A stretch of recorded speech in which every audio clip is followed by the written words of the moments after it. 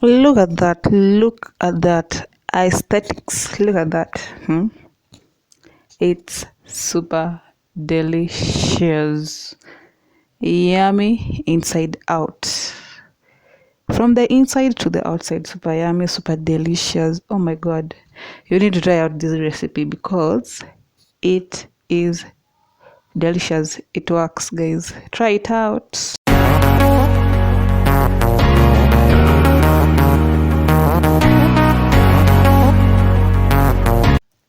Oh yes, we are back with a video. It feels like forever, but we are here, back like we never left. So we are going to make some scones for you. And here are the ingredients. We have some sugar, some margarine. I prefer prestige because it's soft. We have some yeast, of course, a packet of milk. It's 200 ml, and all-purpose flour. X is the brand. And salt. Here, those are the ingredients we are going to use for this super delicious recipe. Stay tuned. Well, so we begin by sieving our flour. You all know how I do it here. Sieve.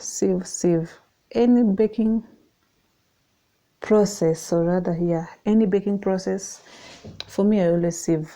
Whether it's pancake, whether it's cake, whether it's mandazi, whether it's what else do we bake? Just anything we bake, I sieve my flour. Yeah, and of course I'll put all the ingredients in the bowl. Like, I think this really varies from one person to another, how you prepare your dough for bread. That is what I've realized, by the way. It's really different, and it brings kind of almost the same results, I guess, but it's really different how people make this dough for bread, or rather for scones. It varies from one individual to another. Personally, I do it either like this, or I also have another way. I'll do a video of that one later. And of course, I'll keep you updated, guys, about the next one. On maybe it will be bread or another sponge. Yeah, stay tuned to get to know more about it. And we'll get going. Anyway, back to our business of making this dough. And another thing about baking, it's really important for an individual, or as a baker, or as just somebody who's baking, to eat, to sell. I mean, it varies. It's really important for you to measure your ingredients. That's the secret of baking and coming out with good food, or rather good products for your consumption, or rather for your sale. It's really important to measure the ingredients. For me, that's the secret I've been using. Since I realized it's important, we gotta measure the ingredients. Now here is the elephant in the room. Most of the work goes here. Here is where the process really takes place. You have to knead your dough. Say knead, I mean knead. Knead, like knead. Take your time. Don't rush this process. You need to have a lot of patience here. Like, you really need to knead it. I really mean it, for real, like for real.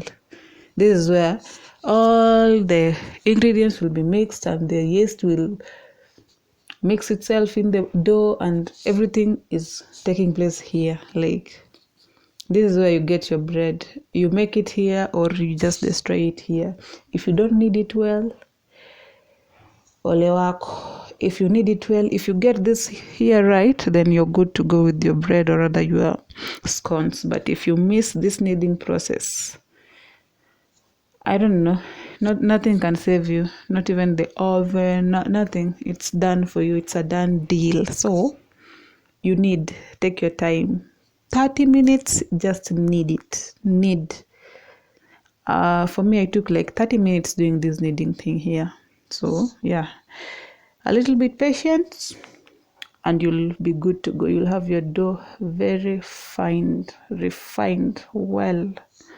Yeah, you'll even feel it after kneading it with your, taking your time to knead. Yeah, so let's see how it goes. Well, after taking your sweet time to knead, now it's time to let it settle, let it rise, because you have to leave the dough a little bit for some time for the dough to rise. So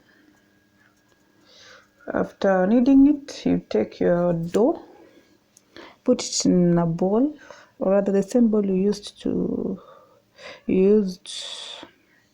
it again, or you can use another bowl, and cover it with a clear film, or rather towel, kitchen towel, and let it settle for an hour.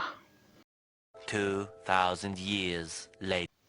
So basically after an hour, you need to cut them, or rather put the bread, or rather the sponge, into your baking pan, and you'll just use your desirable shapes, size, what your heart really wants. Of course, you have to grease the pan, or rather the baking tin you're going to use. So we're just going to cut this dough into a few pieces and put them into some beautiful shapes and see what really comes out of it. And then after putting them into these beautiful shapes, you again wait for around 30 minutes and let them rise before you start baking. Yeah, you bake, yeah, before you start baking. Yes.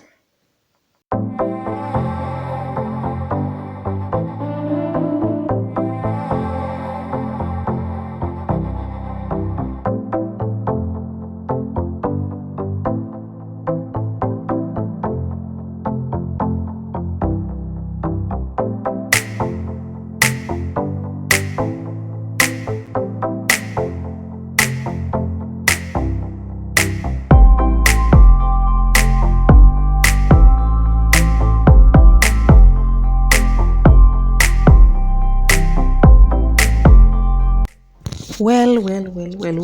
After around 20 minutes of baking our super delicious scones, we are ready, very ready. So this is another process. We apply the margarine on top of the crust to make it soft when it's still hot out of the oven.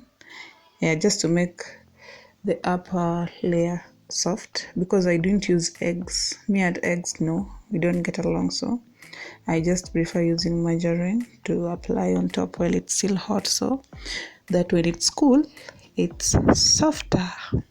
Yeah, so enjoy while you eat using your eyes.